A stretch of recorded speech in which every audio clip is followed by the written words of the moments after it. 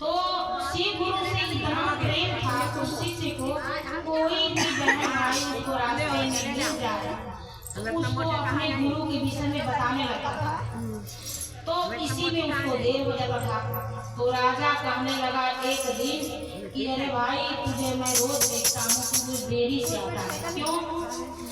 तो कहने लगा कि देखो राजा, मैं शिव शिष्य हूँ, जो कोई बहन भाई मिलते हैं मैं अपने गुरु के विषय में बताने लगता हूँ, शिव के विषय में। तो राजा ने कहा अच्छा तू शिव शिष्य है, कोई भी मिलता है तो उनको बताने लगता है? तो बोला हाँ मैं बताने लगता हूँ। तो राजा बोला फिर देर से क्यों आता है? कहा बताने में समय भूल जाता हूँ, शिव गुरु में बेभोर हो जाता हूँ। तो राजा कहने लगा अच्छा तो शिव गुरु में बेभोर हो जाता है, वो सब तुझे नहीं रहता? बोला नहीं। तो राजा कहने लगा ये अच्छा ये बता तेरे शिव गुरु वो रहते कहाँ हैं, तू जो इतना बेभोर हो जाता है, तुझे होश ही नहीं आता? कहने लगा ये तो मुझे नहीं मालूम। तो राजा बोले तो ठीक है चलो।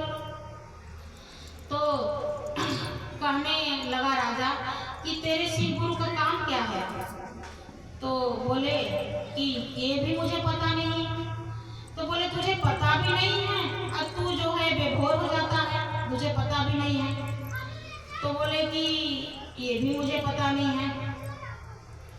तो राजा कहने लगे अरे वो तो कुछ काम काज तो करते होंगे, उनका क्या काम काज है ये तो बता दे। ये भी नहीं जानता कि उनका काम काज क्या है, क्या करते हैं, कहाँ रहते हैं, कुछ मुझे पता नहीं। बोले अरे तू गुरु बना लिया, तुझे पता भी नहीं है कि वो रहते कहाँ हैं, उनका काम काज क्या है, वो करते कहाँ, कुछ तुझे पता नहीं? बोले नहीं मुझे कुछ नहीं पता। राजा बोला तो ठीक है तू रोज देर भी करता है और तू शिव शिष्य का तू प्रचार करता है कि मैं शिव शिष्य हूँ, जा तू खाली प्रचार ही कर और नहीं पता कर क्या तेरे शिव गुरु का काम क्या है, हम भी तो जाने कि इतना तू बेभोर हो जाता है, शिव गुरु तेरे करते क्या है? तो बोला कि ठीक है। अब राजा ने उसको निकाल दिया और शिव शिष्य बेचारा गरीब और निराश होके अपना चल दिया राजा के दरबार से। तो चलते चलते थोड़ा दूर आया तो हमारे गुरु महागुरु महादानी भोले दानी ऐसे भोले बाबा हैं कि एक बूढ़े बाबा का भेष बना के उसको मिले। बोले अरे बेटा रोज तू आता और जाता था तो तू बड़ा हंसता और मुस्कुराता था, आज क्या हुआ है, क्यों मन गिरा के रोते रोते जा रहा है, क्या बात है? तो कहने लगा कि देखो बाबा देखो दादा मैं ना शिव शिष्य हूँ और कोई भी मिलता है तो मैं अपने गुरु के विषय में बताने लगता हूँ और मैं राजा के यहाँ काम करता हूँ, देर हो जाता है। तो राजा ने मुझे निकाल दिया और मुझसे पूछने लगा राजा कि तेरे शिव गुरु रहते कहाँ हैं, उनका काम क्या है, वो करते क्या हैं, और मुझे कुछ मालूम ही नहीं है। पर मुझे ये मालूम है कि मैं शिव शिष्य हूँ, मैं अपने गुरु के विषय में बताता हूँ।